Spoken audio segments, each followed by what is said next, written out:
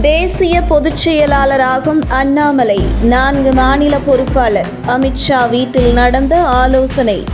முன்னாள் முதல்வர் ஜெயலலிதா மறைவுக்கு பின்பு, குறிப்பாக 2017 ஜல்லிக்கட்டு போராட்டத்திற்கு பின்பு திமுக மற்றும் அதன் கூட்டணி கட்சிகளால் திட்டமிட்டு தமிழகத்தில் கட்டியமைக்கப்பட்ட மோடி எதிர்ப்பு, பாஜக எதிர்ப்பு, ஏன் பாஜக என்றாலே தமிழருக்கு எதிரான கட்சி என்கின்ற ஒரு பிம்பத்தை தமிழக பாஜக தலைவராக பொறுப்பேற்ற அண்ணாமலை உடைத்து தமிழக மக்கள் மத்தியில் பிரதமர் மோடிக்கான ஆதரவு அலையையும் பாஜகவுக்கான ஆதரவு அலையையும் ஏற்படுத்தியவர் அண்ணாமலை.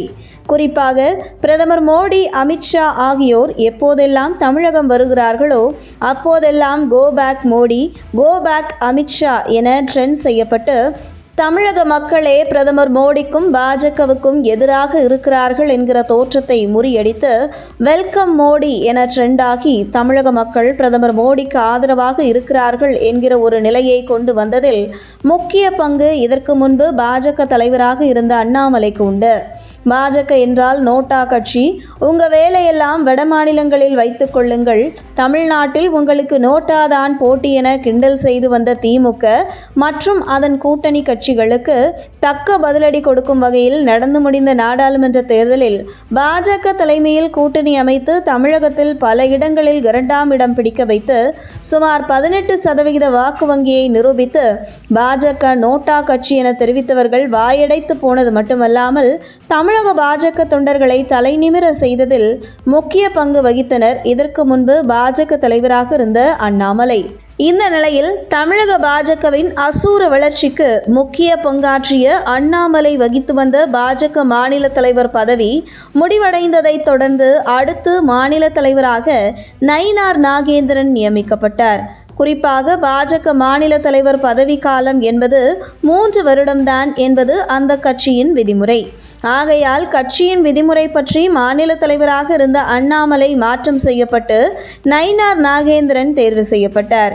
இந்த நிலையில் தமிழக பாஜக அசூர வளர்ச்சிக்கு காரணமாக இருந்த, குறிப்பாக நோட்டா கட்சி பாஜக என்கிற நிலையை மாற்றி சுமார் 18% வாக்கு வங்கி கட்சியாக பாஜக உருவெடுக்க காரணமாக இருந்த அண்ணாமலைக்கு பாஜக டெல்லி தலைமை என்ன பொறுப்பு வழங்க இருக்கிறது என்பது பாஜகவினர் மத்தியில் மட்டுமில்லை, பொதுவாகவும் பாஜகவுக்கு ஆதரவளிக்கும் தமிழக மக்களின் மத்தியில் எதிர்பார்ப்பாக இருந்து வருகிறது. இந்த நிலையில் சமீபத்தில் டெல்லியில் மத்திய உள்துறை அமைச்சர் அமித்ஷா இல்லத்தில் தமிழக அரசியல் நிலவரம் குறித்து ஆலோசனை கூட்டம் நடைபெற்றிருக்கிறது. இந்த கூட்டத்தில் பாஜக தேசிய தலைவர் JP நட்டா, பாஜக தேசிய அமைப்பு செயலாளர் BL சந்தோஷ் ஆகியோர் கலந்து கொண்டிருக்கிறார்கள். இதில் அண்ணாமலைக்கு என்ன பொறுப்பு வழங்கப்பட வேண்டும் என்பது குறித்து ஆலோசனை நடைபெற்றிருக்கிறது. அப்போது அடுத்து பாஜக தேசிய தலைவர் தேர்வு செய்யப்பட்ட பின்பு அண்ணாமலைக்கு தேசிய அளவில் பாஜக தேசிய பொதுச் செயலாளர் பதவி அல்லது தேசிய இளைஞர் அணி பதவி வழங்கப்படுவது குறித்து உறுதி செய்யப்பட்டது.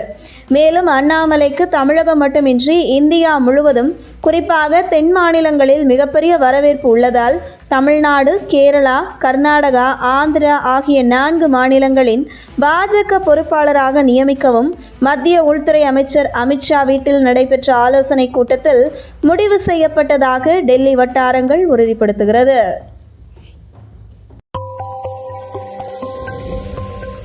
உங்கள் தின சேவல்